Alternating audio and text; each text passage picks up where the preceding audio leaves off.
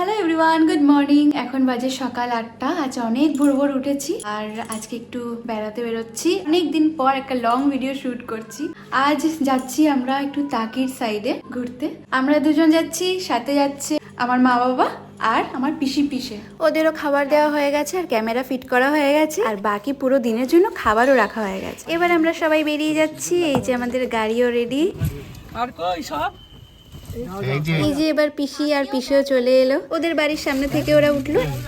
তুই তো 4:30টায় উঠেছিস, হয়তো দেখতাম 8টায় উঠি। তো আজকে তাড়াতাড়ি বেরোনোর জন্য কে কখন রেডি হওয়া শুরু করেছে সেই নিয়েই কথা হচ্ছে। প্রায় হাফ রাস্তা চলে এসে আমরা এবার ব্রেকফাস্টে সেরে ফেলছি। যেখানে আমরা খেতে এলাম, এই রেস্টুরেন্টটার নাম হলো সোনার তরী। আমাদের যে গাড়ি চালাচ্ছেন ওই দাদাটা বললেন যে এই পথে যাওয়ার সময় নাকি বেশিরভাগ লোকই এখানেই থামে, তাই আমরাও দাঁড়িয়ে পড়লাম আর ব্রেকফাস্টটা করে ফেললাম। কেউ নিল ব্রেড অমলেট, কেউ ব্রেড বাটার, কেউ পনির পরোটা আর কেউ আলুর পরোটা। তো সবাই মিলে নানান রকমের জিনিস ট্রাই করলাম আর সাথে চাটা তো কমন, ওটা ছাড়া কোনো জার্নি কমপ্লিটই হয় না। খাওয়া দাওয়া সেরে এবার বেরিয়ে পড়ছি আর গাড়িতে উঠতেই দেখি গাড়ি একদম গরম হয়ে আছে। যাই হোক কিছুক্ষণে ঠান্ডা হলাম, তারপর পিসি দিল ডেয়ারি মিল্ক। আজ পিসির ব্যাগে কিন্তু অনেক কিছুই আছে, এক এক করে বেরোবে।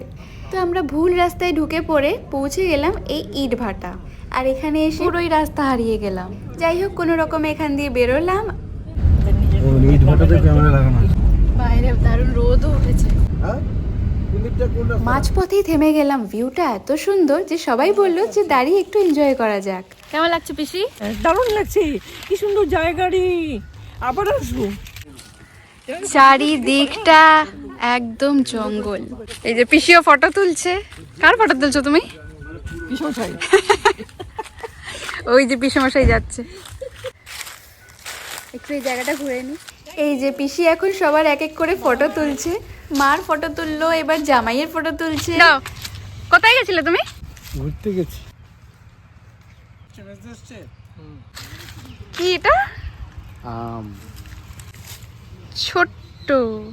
এগুলো সব আম গাছ? সব আম গাছ, অনেক আম গাছ ওই দূর অব্দি। এখানে এখন আমার ফটো তুলে দেখা হচ্ছে। চারিদিকটা গাছপালায় ভর্তি। ওই যে দূরে সবাই দাঁড়িয়ে। রোদটা চলে গেল। একাদা ফটো তুলে নিলাম। আবার জার্নি কন্টিনিউ করে আমরা এবার পৌঁছে গেলাম টাকি মালদ্বীপ রিসর্ট, যেখানে আমাদের রুমটা বুক করা আছে। এসে একটু ফ্রেশ হওয়ার জন্য, একটু রেস্ট করার জন্য রুমটা নেওয়া হয়েছে। তো সবাই মিলে বসে ফ্রেশ হয়ে এবার একটু আড্ডা মারা চলছে।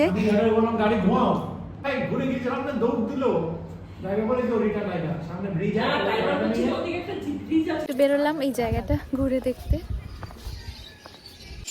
অনেক বড় জায়গা। এই যে খাওয়ার জন্য জায়গা আছে, ওয়াটার বডি আছে, বাচ্চাদের জন্য পার্কও আছে। আর এটার ভেতরে আমাদের রুম। আবার রোদ উঠে গেল। রোদটা উঠলে কিন্তু এখানে বেশ গরম লাগে। ওই যে হাঁস, ওই যে ব্রিজটার নিচে হাঁস। হ্যাঁ, কেউ আছে, এখানে একটা ব্রিজ আছে। এই যে পাখি। অন্যরকম, প্রথমেই ওরকম। এই গলাটা ওয়াও, কি সুন্দর পাখিটা। ফুলটা দেখো, হ্যাঁ তাই তো। অন্যরকম দেখতে। রাখির মতো। অনেক গাছ ভর্তি ফুল। টুকু করে ভালো জিনিস। এখানেও আবার পাখি আছে, তোতা পাখি না? তোতা পাখি আছে।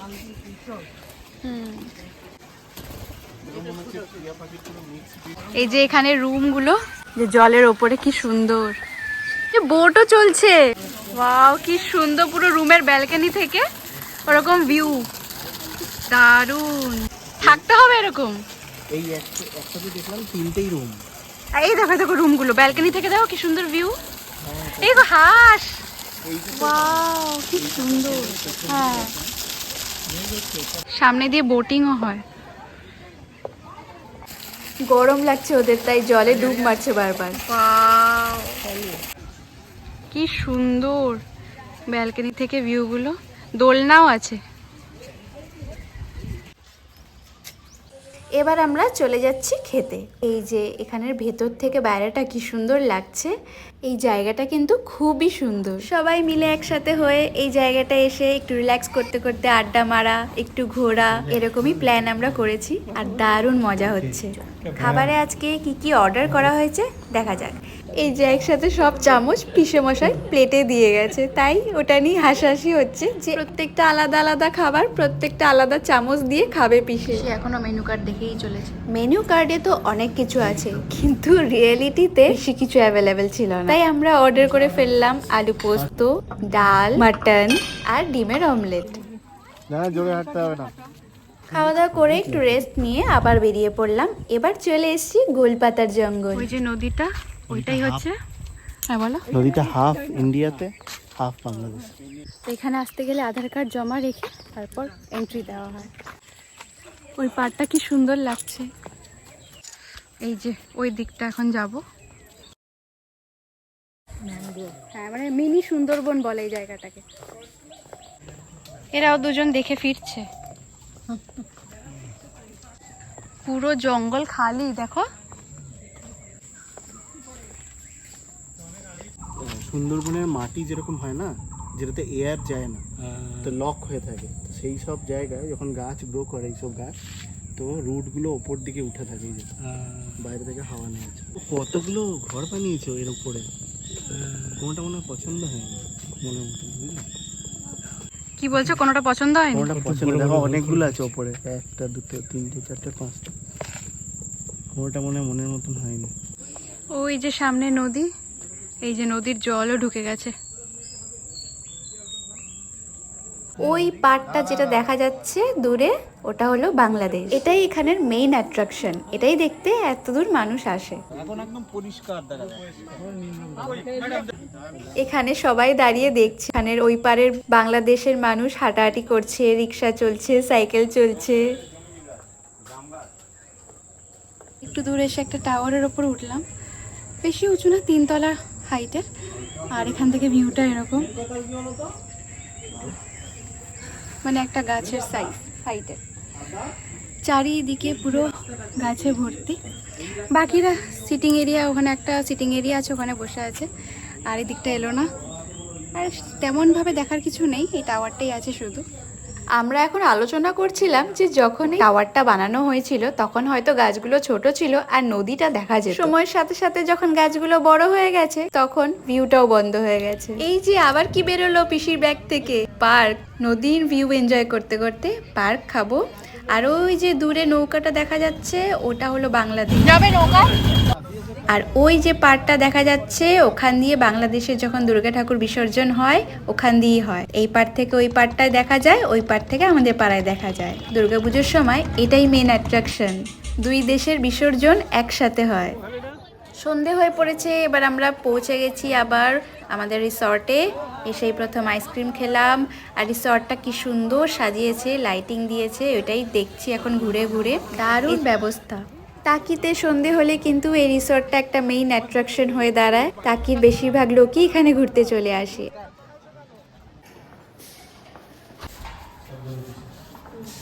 ফাইনালি এবার এখান থেকে বেরিয়ে পড়ছি।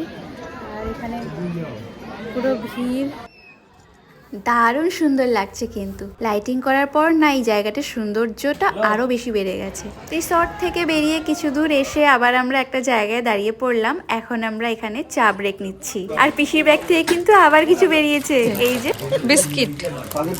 এই যে আমাদের চাও চলে এসছে। বিস ফার্মকে ট্যাগ করে দেবে বলে আমার এটার পয়সা চাই।